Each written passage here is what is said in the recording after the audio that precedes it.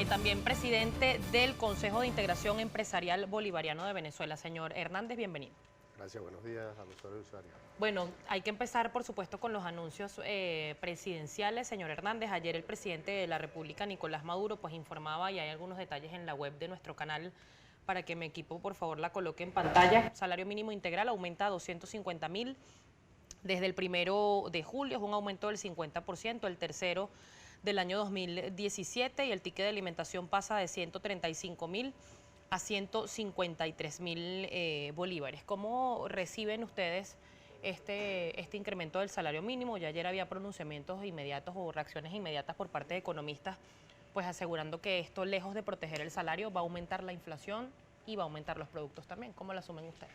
Mira, indiscutiblemente una decisión que ha tomado el Ejecutivo, producto del consenso que se ha manejado incluso dentro del Consejo Nacional de Economía, ¿no? El ajuste salarial que se acaba de hacer en este momento, en el día de ayer por el presidente, viene, por supuesto, es un tema de interpretación. Cuando se llama la protección del salario, no es necesariamente que se le está garantizando al trabajador que mejore su poder adquisitivo, ¿no? Sino que también al sector empresarial, si analizamos bien de la manera como se ha creado o fue conceptuado el aumento salarial, se protege también en cierta parte al empleador, porque ¿En qué sentido? fíjate tú que el que genera pasivos laborales es el salario básico, ese es el que lleva incidencia sobre las prestaciones sociales, las horas extras, todo ese compendio que va dentro del marco de los pasivos laborales. Y el Cesta Ticket, por supuesto, es un bono que no incide de manera directa. Entonces vemos cómo comienza a generarse una cadena de comentarios malsanos, ¿no? Que caen en la incertidumbre, y el sector empresarial, que consciente de que tiene un sistema administrativo, financiero, sabe que la incidencia que se produce actualmente en lo que es todo el esquema del presupuesto anual que manejamos de manera presupuestaria, incide aproximadamente un 8% sobre lo que es el salario básico, y con el salario integral, que tiene que ver ahora con la suma de lo que es el bono alimentario, por supuesto que de 135 a 153 la diferencia es muy poco, o sea, no tiene una repercusión tan elevada como se le está dando. Ahora, hay que tener en cuenta de que ha sido un modelo ortodoxo lo que se ha venido implementando, que cada vez que hay un aumento de salario, esa misma cantidad porcentualmente incide sobre el producto de manera directa, y no es realmente así. O sea, ¿Por qué eso no se ha podido controlar? mira, El para, presidente para Nicolás terminar, Maduro ayer hablaba de, entre otras cosas, y decía, denme la constituyente para que vean que vamos a controlar eso. ¿Por qué no se ha podido controlar sin tomar en cuenta la constituyente? Porque la distorsión en la economía ya cumple varios años. sí, mira, sabemos que lo que ha venido ocurriendo con la economía inducida, la economía real, lo que se ha manejado a través de la SUNDEC, con lo que se ha querido establecer como una regulación de precios, no hay marcado realmente un contexto de control sobre este mecanismo. Si analizamos, vemos que hay personas que dentro de sus estructuras de costos no definen realmente en lo que tiene que ver ese mecanismo virtual que se maneja, como todos lo conocemos, que es el dólar today, y que ha hecho muchísimo daño a la economía nacional. Entonces, aunque la SUNDET está haciendo un esfuerzo sobrehumano, que nos consta porque hemos estado en reuniones con los directivos de la SUNDET, con el licenciado William Contreras, donde se ha establecido un mecanismo, una formulación, que si todos los empresarios realmente nos abriéramos a conocer cómo es la dinámica, yo estaría muy seguro de que todos nos sumaríamos a esa política, porque no se trata de un mecanismo de regulación. Hay algunos productos que están regulados, pero también está el precio máximo de venta al público, que es otra formulación que está ahí, pero que lastimosamente el mercado perverso no ha querido asumir esa responsabilidad, y los vemos en los anaqueles de algunos supermercados, en algunas tiendas, como hay una falta de sindéresis numérica, por llamarlo de alguna forma, entre una realidad y unos precios que están extremadamente costosísimos. Claro, pero esa realidad tiene un problema de fondo, que es el tema de la producción, porque eso no se ha podido lograr en todos estos años. Se han implementado cualquier cantidad de planes y ninguno ha dado resultado. No es que no haya dado resultado, porque Bueno, no se yo ven. te invito, fíjate lo siguiente, lo que pasa es que todo depende con el cristal con que se mida, ¿no? Bien importante ver los resultados que hay en el Consejo Nacional de Economía, en la cual formamos parte tanto sectores de la derecha como sectores del oficialismo. Ahí hay Cámara, Consecomercio, Fedeagre, con Industria, y hay sectores emergentes también que comulgan con la ideología del oficialismo. Entonces ahí tú no has escuchado hasta ahora en ningún momento que han habido desacuerdos, que han habido desastres, que han habido peleas internas, ningún tipo, por el contrario, el Consejo Nacional de Economía ha dado resultados, quizás no a la velocidad que quiere el país o necesita el venezolano ver de manera inmediata, pero todo pasa por un proceso de gestación. Ahí, en un momento difícil, como lo sabemos, y no para repetir lo que dicen muchísimo cuando se habla del tema de economía, lo que tiene que ver con un modelo rentista petrolero que lamentablemente no dio pasos firmes en su momento y ahora vemos las consecuencias. Entonces, el cambio de ese modelo a no tener un Papa Estado que es el que financia, que es el que promueve, que es el que da al sector empresarial para que tome iniciativas en los sistemas de producción, vemos ahora cómo hay un sector empresarial que tiene que asumir la responsabilidad por cuenta propia y comenzar a invertir de su propio peculio, de su propio sistema de inversión para poder garantizar los medios de producción. Vemos temas como se ha venido manejando y lo conocemos, el tema de las materias primas, que se enlaza siempre al tema de la divisa. En un momento coyuntural como que tiene la economía nacional, donde no se está generando la suficiente divisa para atender al sector privado, se comienza a generar ese tipo de disminución en la producción de los sectores productivos del país.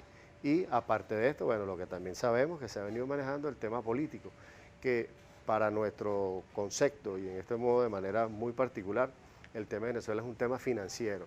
En el momento que si se lograse resolver definitivamente los ingresos petroleros que llegasen a Venezuela, aquí prácticamente que deja de ocurrir todo porque todo comienza otra vez a una economía de puerto que definitivamente tiene que execrarse del aparato productivo y volver otra vez al valor agregado nacional. ¿Usted considera que fue tardía la reacción de diversificar la economía? ¿Se abusó de la renta petrolera? Sí, definitivamente. ¿Incluso en revolución? Sí, incluso en la revolución, y hay que estar claro. Hubo un momento en que la economía de puerto era más fácil que incluso que producir en lo nacional.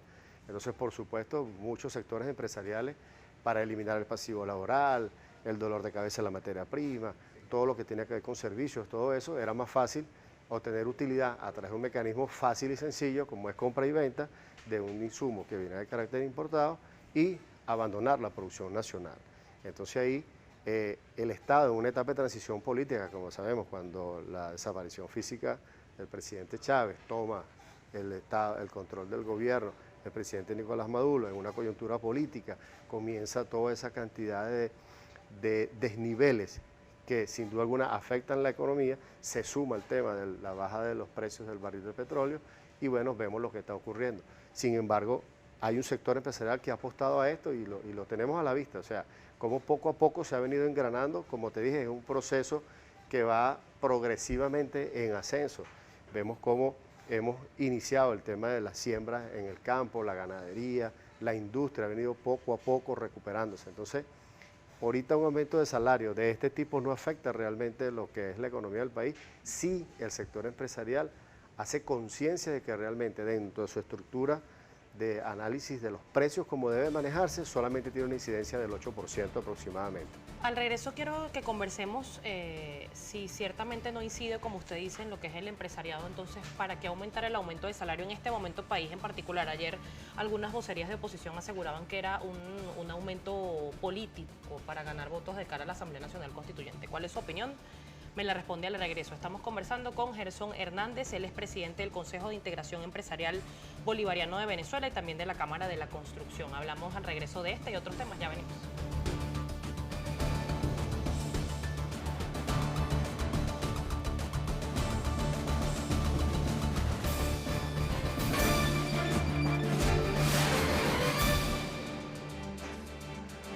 Continuamos con más de Primera Página. Sigue con nosotros Gerson Hernández, presidente del Consejo de Integración Empresarial Bolivariano de Venezuela. Conversábamos sobre esta aprobación o este ajuste de salario en este momento en particular. Ayer algunos dirigentes de oposición aseguraban que se trataba pues de demagogia política, que se trataba de tratar de comprar votos de cara a una Asamblea Nacional Constituyente. ¿Cuál es su opinión? Mira, realmente no extraña el comentario que pueden hacer sectores que no comulguen con la ideología política del gobierno, ¿no? Lo que pasa es que en gobiernos anteriores ese era el mecanismo que se utilizaba para comprar a la gente, era la compra de conciencia a través de estas medidas politiqueras, ¿no? Ahora bien, el presidente Nicolás Maduro y el presidente Chávez en su momento siempre lo que han buscado es una reivindicación sobre el salario para poder ir mejorando el poder adquisitivo del venezolano. Cuando tú ves ahorita en unos tiempos coyunturales donde la economía está fracturada por el tema del rentismo, que no hay la suficiente flujo de caja para poder cumplir con algunas obligaciones, el presidente asume la responsabilidad de incrementar un salario, vemos que es para mejorar esa calidad de vida, pero qué importante es poder nosotros generar un mecanismo de que realmente el deterioro del salario no vuelva a caer en lo que ha venido ocurriendo por la malversación de algunos sectores económicos que manejan productos de la cesta básica o productos de consumo masivo, donde comienzan a incrementar los precios. Vemos de repente, y en estos días, la pasta dental, a pesar de que fue subsidiada por el Estado con un otorgamiento de algunas divisas para mejorar la producción, vemos cómo hizo una estructura de costo que fuera de orden, ¿no? En donde nosotros debemos de interceder allí para que ese tipo de situaciones no ocurran, porque entonces el presidente hace un esfuerzo en hacer un equilibrio del salario mínimo, pero entonces vemos un sector empresarial que maneja buena parte de lo que es la cesta básica, donde no hay una correlación real de lo que está ocurriendo ahí. Entonces, precisamente, ¿cómo lograr eso? Porque tomemos en cuenta el salario básico integral quedó en 250 y algo, no recuerdo el... 150.533. Correcto, esa es la cifra. Cuando la canasta básica familiar está en más de 1 millón de bolívares, por ejemplo. ¿Cómo lograr ese equilibrio? Porque ciertamente el aumento del salario, si uno saca la cuenta la próxima quincena con el retroactivo, le alcanza para 1 kilo de arroz, 1 kilo de carne y un cartón de huevo. Sí, pero fíjate, acabas de decir algo bien importante, ¿no? Esa es una cesta básica que está valorada en una estructura de costo totalmente irreal. ¿Por qué? Pero porque esos son los precios que se encuentran. Porque hay un mecanismo inducido, que es el que yo te digo. O sea, hay una referencia que se está utilizando allí que no es el deber ser de lo que está realmente aconteciendo ahorita. O sea, vemos el Estado manejando un esquema de regulación de precios. Dijiste ahorita el arroz. El arroz está regulado para 700 y algo y ahorita viene a 1000 y algo, pero no lo consiguen ese precio en el mercado. No, están 8.500 con suerte. Bueno, porque el que parece regulado, nuestros colegas empresarios que manejan este sector, de este rubro, le cambian la denominación y entonces se van a una política desleal. Me explico, en el orden de que te cambian el producto que está regulado por otro, aunque es el mismo, le cambian el nombre. Entonces sale fuera de la escala de regulación. Entonces, cuando me preguntas cómo hacer, yo creo que tenemos que empezar primero nosotros los empresarios por hacer un poquito más de conciencia. O sea, jugar de verdad a la Venezuela de lo posible, apartarnos, deslastrarnos realmente lo que es el interés político, la ideología política y comenzar a hacer lo que sabemos hacer, que es producir. Claro, es un tema de voluntad de ambos sectores. Es correcto, buscar ese acercamiento. Yo veo y noto la necesidad que ha llamado el presidente de la República cuando le convoca al sector empresarial y le ha dicho, todo aquel que quiera trabajar que se acerque, pero no con condiciones específicas, sino que nos sentemos a dialogar. Y yo sí insisto tanto en el tema del Consejo Nacional de Economía porque para nosotros ha sido la primera demostración de diálogo que ha tenido el país, ha sido ese escenario que tenemos los sectores empresariales allí, donde, como te dije, entonces has escuchado que no hemos entrado a sillazos ni no hemos caído a golpe dentro del Consejo Nacional de Economía, si por el contrario se han generado políticas sanas, hemos venido mejorando. Entonces, eso es una demostración. O sea, yo pienso que se debe generar un mecanismo de confianza para el sector empresarial para que comience a invertir, pero también el sector empresarial tiene que dar respuestas contundentes, sobre todo de colocar las cuentas claras. O sea, vamos a evaluar las estructuras de costos. Quizás ahorita no estamos en el tiempo de que, aunque la ley por alguna razón beneficia ese 30% al industrial, al que fabrica, y ese 60% en la cadena de distribución, yo creo que deberíamos sentarnos y que cada quien ponga un grano de arena para que realmente podamos construir esa montaña que necesitamos, en el orden de que a lo mejor no estamos en los tiempos del 30%, a lo mejor estamos en el tiempo del 5, del 8, del 10%, y la cadena de distribución tenemos que ver cómo, sin necesidad de quitarle la oportunidad a esas personas que trabajan con cadenas de distribución, pero buscar la forma de minimizar también allí y realmente ir ajustando esas escalas de precios para que realmente pueda ser competitivo el producto. Señor Hernández, usted es candidato a la Asamblea Nacional Constituyente por el sector empresarial. ¿No es una contradicción quizás en tema de discurso cuando se escucha al presidente de la República o algún otro vocero del Partido Socialista Unido de Venezuela asegurando que los empresarios son los enemigos de la economía, pero sí pueden participar en la constituyente? Mira, ¿cuál es la diferencia? Hay un tema importante. La palabra empresario ha estado secuestrada por un modelo capitalista donde difícilmente se cree que existen empresarios que tengan otra visión de país, ¿no? De hecho, dentro del concepto del socialismo, el empresario como que no cuadra, ¿no? No encaja.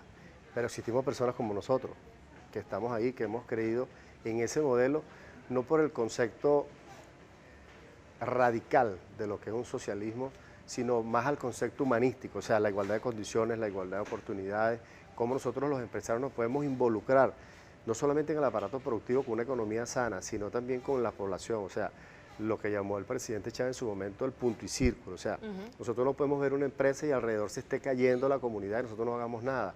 Si las vías de acceso, si son nuestros accesos a nuestras empresas, ¿por qué nosotros no poder de nuestro peculio poder acceder a la reparación de esa vía, independientemente de que pagamos impuestos, temas arancelarios, pero ¿por qué nosotros no podemos hacerlo? Las comunidades que son nuestros vecinos, que muchas veces son hasta nuestros trabajadores, ¿por qué no apoyarlo? Entonces es un carácter más humanístico, ¿no?